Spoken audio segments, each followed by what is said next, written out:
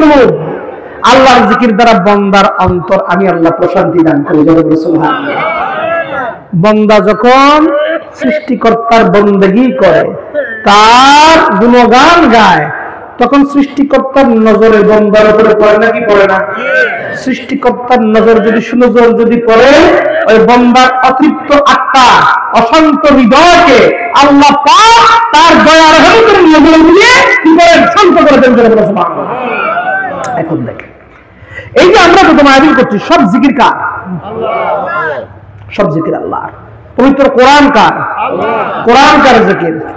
এই কোরআনের মধ্যে কি আছে এটা আমাদের দেখার দরকার আছে নাকি? কারণ আমার রব্বুল আলামিন তিনি হলেন সমগ্র দুনিয়ার সরকার, ঠিক কিনা? আমাদের বাংলাদেশ সরকার, ইন্ডিয়া সরকার, নেপাল সরকার, বিভিন্ন আফগানিস্তান বিভিন্ন সরকার আছে না? আর সমগ্র কুল কায়নাতের সরকার মালিক হলেও কে? রব্বুল আলামিন, ঠিক কিনা? এই রব্বুল আলামিন এই দুনিয়ার মধ্যে, যেমন বাংলাদেশের সরকার, বাংলাদেশের মাটি খুব উর্বর না? এটা কি আমরা উর্বর বানিয়েছি না, নাকি আল্লাহর দরবার থেকে দয়া মতো হয়েছে? কোনটা?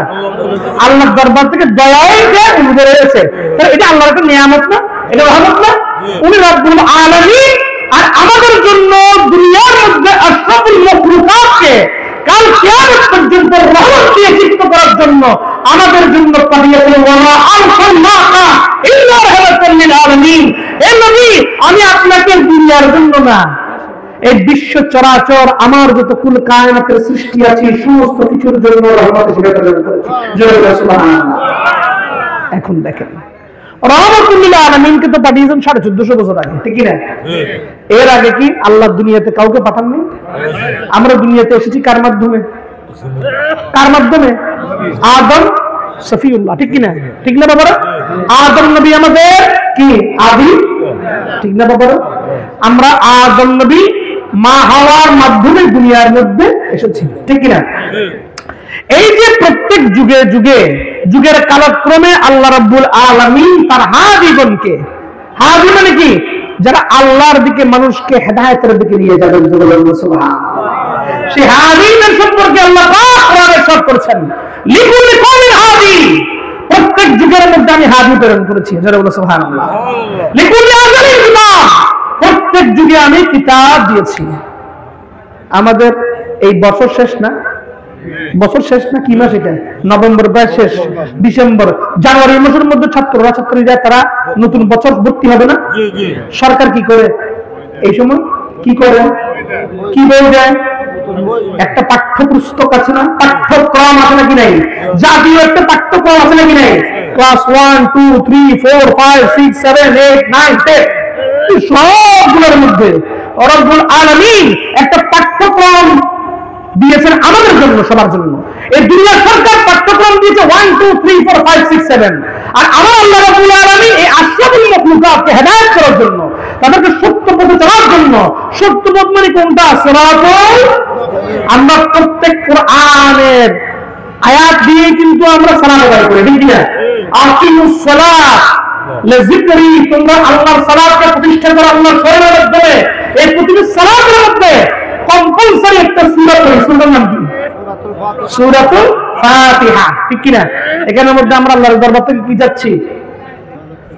সিরাতুল মুস্তাকিম। সিরাতুল মুস্তাকিম সরল সত্য পথ, সরল সত্য পথ। সরল সত্য পথ মানে কোনটা? সিরাতুল লাযিনা আনআমতা আলাইহিম, মাকসুদা পথ না, আল্লাহ বরাবর মাকসুদা পথ না। এই সত্য পথটা কোনটা? এই সত্য পথের ব্যাখ্যা হলো আমার আল্লাহ বলছে, আমাদের আগে যারা এসে আপনার দয়া রহমত প্রাপ্ত হয়েছে, আপনার অনুগ্রহ হয়েছে, সে অনুগ্রহ তো সালফে সালেহিন, আল্লাহ নবী রাসূল ওলি গৌস কুতুব আরবাব, সালফে সালেহিন, তাবেঈন, সাহাবায়ে কেরাম, আওলাদ রাসূল, আহলে বাইত রাসূলদের পথের মধ্যে আমাদের পরিচালনা করার জন্য। সুবহানাল্লাহ। আমি কি বুঝাতে পেরেছি? আল্লাহ রাব্বুল আলামিন এই দুনিয়ার সরকার যেরকম বছর শেষ পাঠ্যক্রমের জন্য নতুন পুস্তিকা ছাপাচ্ছে, পুস্তিকা ছাপিয়ে সরকারিভাবে ফ্রি পৌঁছিয়ে দেয়, আল্লাহর সরকার তেমনিভাবে আমরা আল্লাহর গোলাম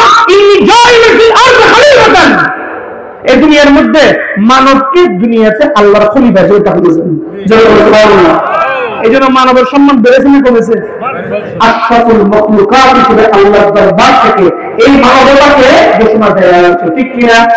এই আশরাফুল মাখলুকাতকে সুষ্ঠু সুন্দর পথে চলার জন্য সিরাতুল মুস্তাকিম কোথায়? ওমা আতাকুমুর রাসূলু ফাখুযুহু, আমার নবী যা বলে তা গ্রহণ করো।